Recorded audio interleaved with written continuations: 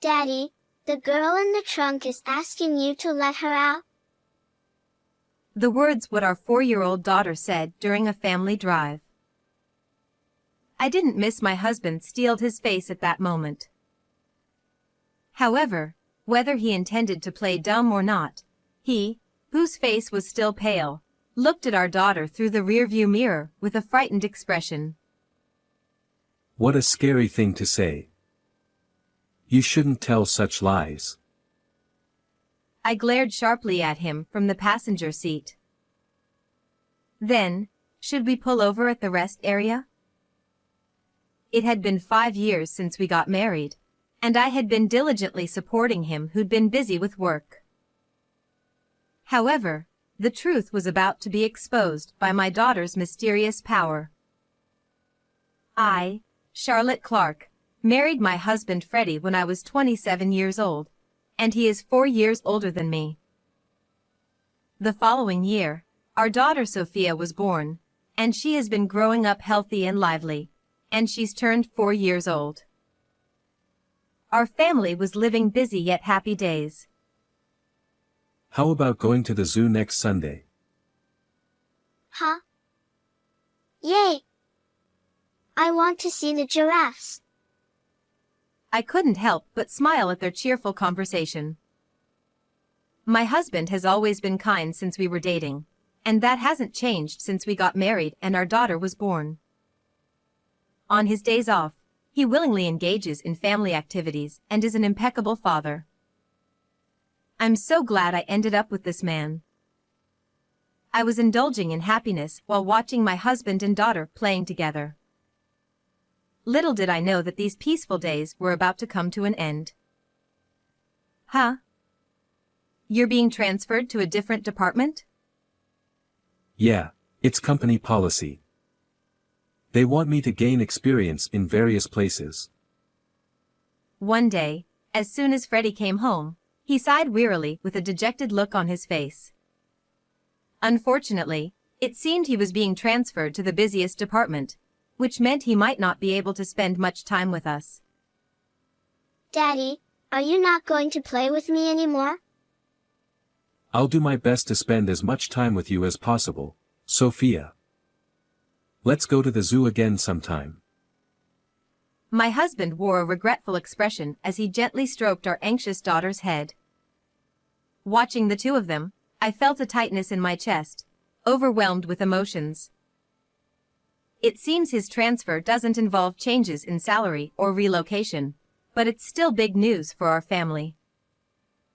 Just the thought of having less family time together made me feel lonely. However, the one feeling the most vulnerable is surely Freddie, adjusting to his new environment. Please don't push yourself too hard. I knew he had a tendency to immerse himself deeply in things. That's why I worried about him overdoing it, but unfortunately, my concerns turned out to be justified. Initially, Freddie managed to secure time for family and rest despite being busy. However, about a month later, his time at home suddenly decreased dramatically. It seems he's working overtime, often coming home late at night after our daughter has already gone to bed. He's been going out for drinks with his clients more often, and to top it off, he started going to work even on his days off. And there was another concern I had about him. Hey, can you take a day off next Sunday? Sophia misses you, and you've been working too hard lately. Huh, who do you think I'm working so hard for?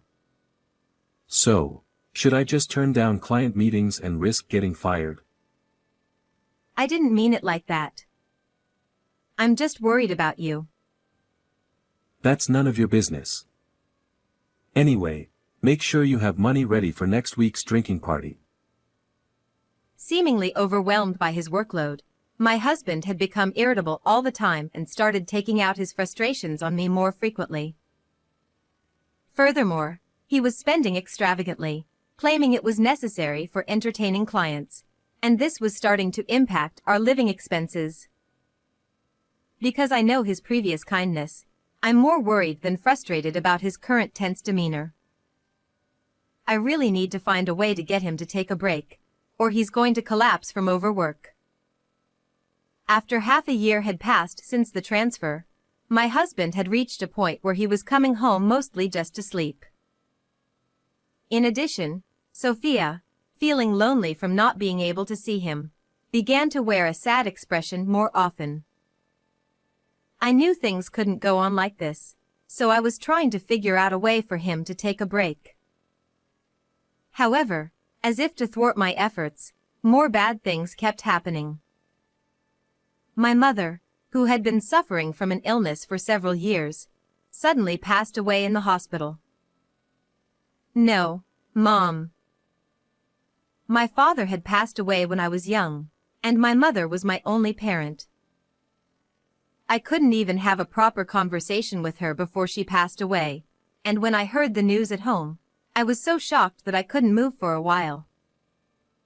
However, Freddie's response to me was unbelievably cold. Hey, do I have to go to that funeral too? His indifferent attitude shocked me, and I widened my eyes in disbelief. For my husband, the relationship with my mother-in-law may have been somewhat distant, but she was still family. Despite this, he didn't show any sadness or comfort me. Instead, he just complained about having to attend the funeral. What are you saying? Of course you have to. It's a family funeral. Don't get mad at me. Ugh, why does this have to happen now? I had plans too. Despite my reprimand, Freddie showed no signs of remorse, and I was left shocked. In the past, he would have surely comforted me, perhaps rubbing my back and grieving with me together. But now, as he sighed in dissatisfaction, he seemed nothing like the person I once promised a future with. Naturally, he didn't help with any preparations for my mother's funeral, and I arranged everything alone. On the day of the service, my husband remained silent sullenly. It's over now, right? I'm heading home first. After the funeral ended, Freddie didn't help with any cleanup and quickly went home. I was initially confused by his first reactions, but by then, I had lost the energy to be angry. I was simply bewildered and disappointed in him. No matter how busy and stressed from work he may be, his behavior at the funeral is unacceptable. When did my husband become such a cold person? Mom, Sophia will help you. Despite feeling frustrated with him, I finished cleaning up with my daughter by my side. Before heading home, I decided to stop by my parents' house for a short while. It wasn't far from our home, and I wanted to reminisce about my mother after saying goodbye. Although I did it as my heart dictated, the decision wasn't wrong. When I arrived at my parents' house with a heavy heart, I discovered something shocking. Mom, wait a moment. Huh? Sophia? As soon as we arrived at my parents' house, my daughter's expression suddenly changed, and she dashed straight into the back room. I had taken her to visit my mother's place several times before, but I had never seen her behave like this. Hurrying to follow her, I found Sophia opening the second drawer from the bottom of the dresser as if she was drawn to it by something. Mom, Grandma wants you to have this. As I looked at an old hand mirror which my daughter was holding, I couldn't help but catch my breath.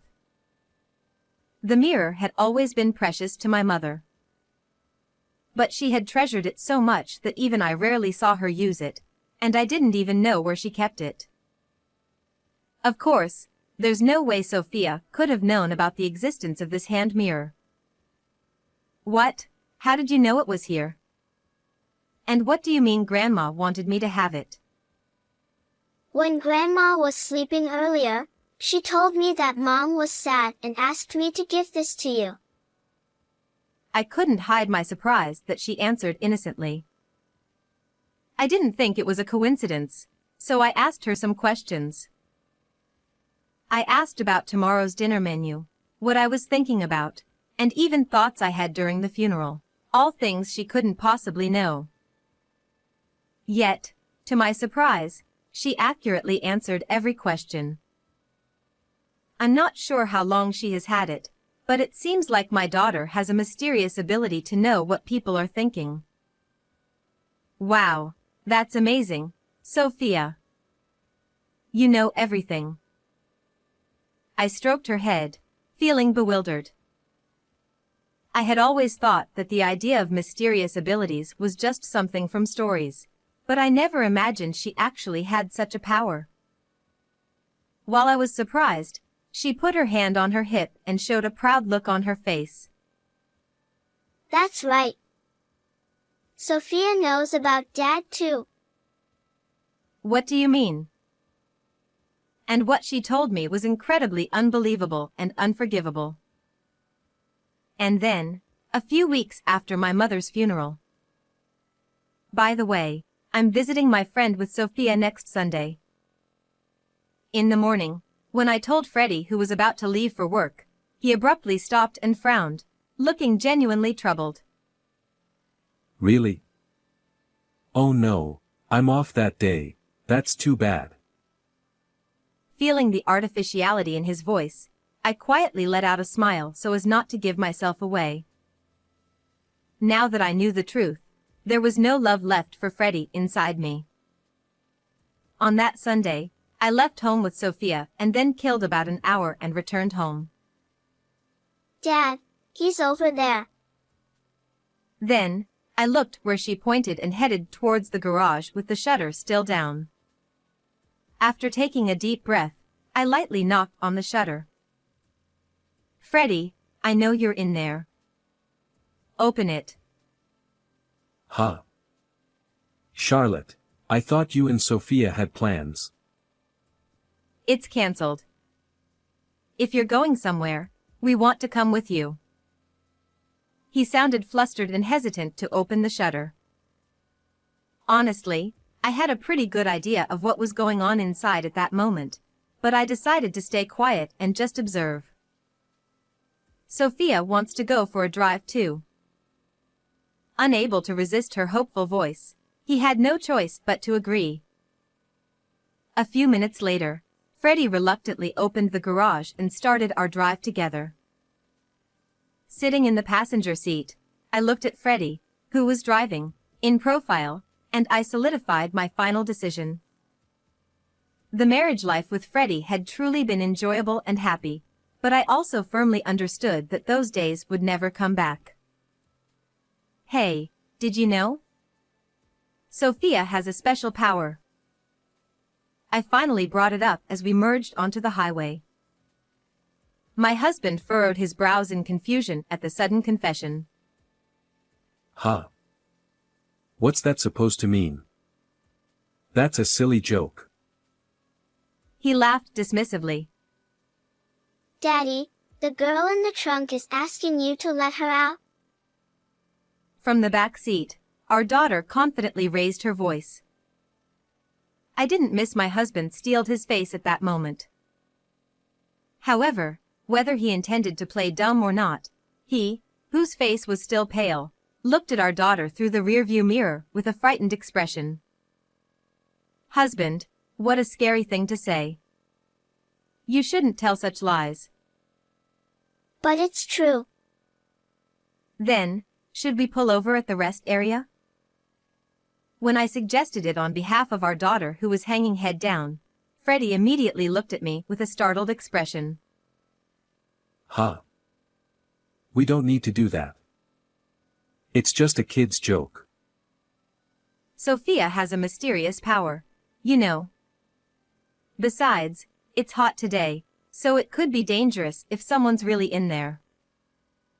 He must have thought what I said made sense. After Freddie flinched and stiffened, he headed towards the rest area with a contorted expression on his face. Upon arrival, we left our daughter in the air-conditioned car and went outside to check the trunk. I don't think there's anything in there.